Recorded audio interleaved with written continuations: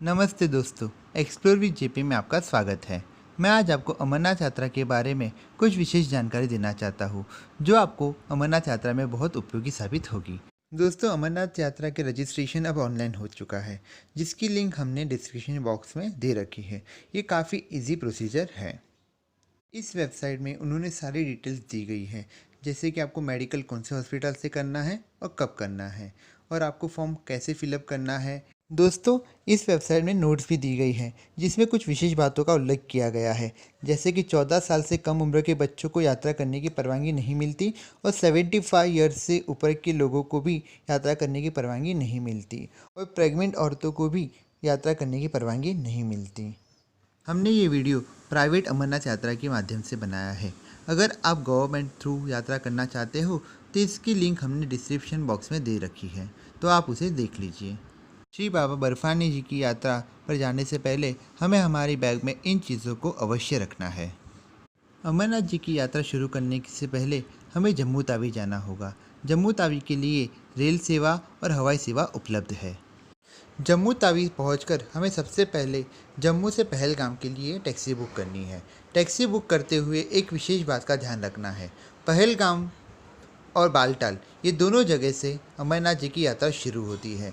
हमें हमारी यात्रा पहलगाम से शुरू करनी है। दोस्तों, आज हम जम्मू से पहलगाम के लिए रवाना हो गए। जम्मू से पहलगाम का डिस्टेंस 254 किलोमीटर का है। था कहा जाता है कि माता पार्वती जी को अमर कथा सुननी थी। उन्होंने महादेव के पास हट की, लेकिन अमर कथा अगर जो कोई भी प्राणी सुन लेता तो वो अमर हो जाता। इसलिए महादेव ने अमर कथा माँ पार्वती जी को अमरनाथ की गुफा में सुनाई थी। इसी जगह पर महादेव ने नंदी महाराज को त्यागा था और उनको यहाँ पर उनकी प्रतीक्षा करने के लिए कहा था। यहाँ पर हम नंदी जी का मंदिर भी देख सकते हैं। और पहले के ज़माने में अमरनाथ की यात्रा पहलगाम से ही शुरू होती थी। यहाँ से हमें चंदनवाड़ी जाने के लिए टैक्सी बुकिंग करवानी होगी, जो हम होटल स्टाफ की मदद से भी कर सकते हैं। पहले पहलगाम से चंदनवाड़ी चलकर जाया जाता था, किंतु आज यहाँ हम टैक्सी और छोटी बसों के द्वारा भी जा सकते हैं। दोस्तों, हम कल सुबह जल्दी निकलेंगे ताकि हमें चंदनवाड़ी चेक पोस्ट पर भीड़ कम मिले। इसलिए हमें हमारी टैक्सी बुकिंग करते वक्त इस चीज़ का विशेष ध्यान रखना है कि हमें हमारी टैक्सी अर्ली मॉर्निंग की बुक करनी है, ताकि हम जल्द से जल्द चंदनवाड़ी चेक पोस्ट पहुँच जाए और हम हमारी यात्रा शुरू कर सकें। दोस्तों, अब हम चंदनवाड़ी चेक पोस्ट के लिए निकलते हैं। दोस्तों, अब हम चंदनवाड़ी चेक पोस्ट आ गए हैं। यहाँ पर हमें हमारी यात्रा पर्ची निरीक्षण करवानी है। यात्रा पर्ची निरीक्षण हो जाने के बाद हमें आगे की यात्रा शुरू करने की परवानगी मिलेगी। दोस्तों, चंदनवाड़ी में हमें अनेकों शिविर और लंगर दिखाई देते हैं। यहाँ पर खान पान की सुविधा भी हम कर सकते हैं, वो भी फ्री ऑफ कॉस्ट। यहाँ से बाबा बर्फानी की गुफा 32 किलोमीटर की दूरी पर है।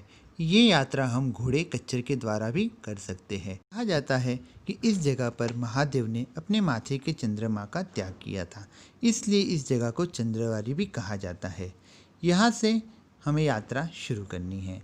बोलो भोलेनाथ की जय, हर हर महादेव। दोस्तों, अब हम पिसू टॉप आ चुके हैं। पिसू टॉप की चढ़ाई अमरनाथ यात्रा की सबसे कठिन चढ़ाई है। कहा जाता है कि एक बार देवता और राक्षस एक साथ सदाशिव के दर्शन के लिए आए थे। इधर पहाड़ पर चढ़ते समय ईर्ष्याग्रस्त होकर परस्पर युद्ध करने लगे।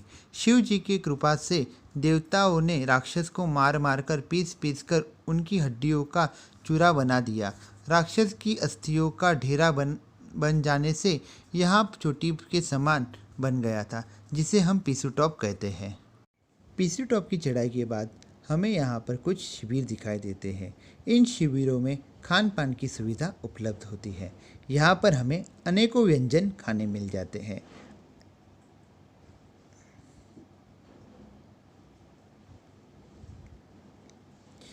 इन शिविरों में कुछ यात्री विश्राम भी कर देते हैं और कुछ यात्री प्रफुल्लित होकर यहाँ पर नृत्य भी करने लग जाते हैं। किसी ने सच कहा है, अन्नदान वो महादान। बोलो मां अन्नपूर्णा की जय।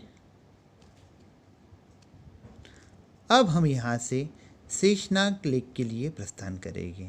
यात्रियों, इस बात का विशेष ध्यान रखिएगा, 4 बजे के बाद हमें शेषनाग का चेक पोस्ट से आगे जाने नहीं दिया जाएगा। इसलिए हमें हमारा समय बचाते हुए जल्द से जल्द हमें शेषनाग लेक तक पहुंच जाना है। तो अब हम शेषनाग लेक के लिए प्रस्थान करते हैं। यहाँ पर हमें प्रकृति का अद्भुत नज़ारा देखने मिल जाता है।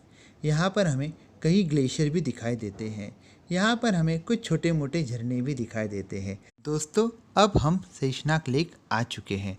यहाँ पर खड़ी ब्रह्मा विष्णु महेश की 3 चोटियाँ भी मानो प्रकृति के इस महान चमत्कार को देखकर मंद मंद मुस्काती है, ऐसा हमें प्रतीत होता है। कहा जाता है कि भगवान भोलेनाथ ने शेषनाग जी को इस जगह पर नियुक्त किया था और उन्हें ये आदेश दिया था कि कोई भी प्राणी इसके आगे न आ सके।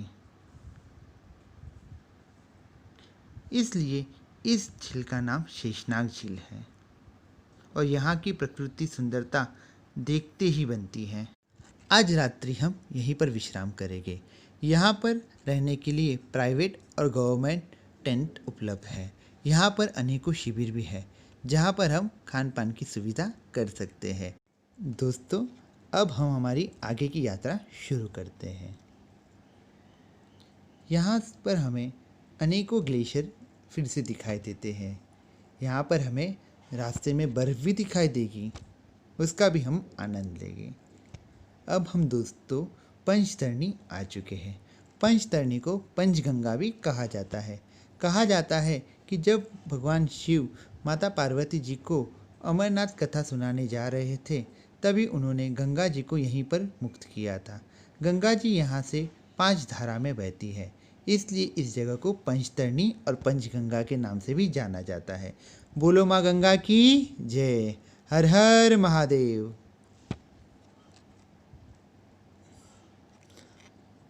अब दोस्तों हम यहाँ से आगे बढ़ते हैं। आगे बढ़ने पर हमें संगम मिलेगा। संगम पे हमें हमारे बालटाल वाले यात्री दिखाई देंगे। संगम पर बालटाल से आने वाला मार्ग और पहलगाम वाले मार्ग का संगम होता है, इसलिए इस जगह को संगम कहते हैं।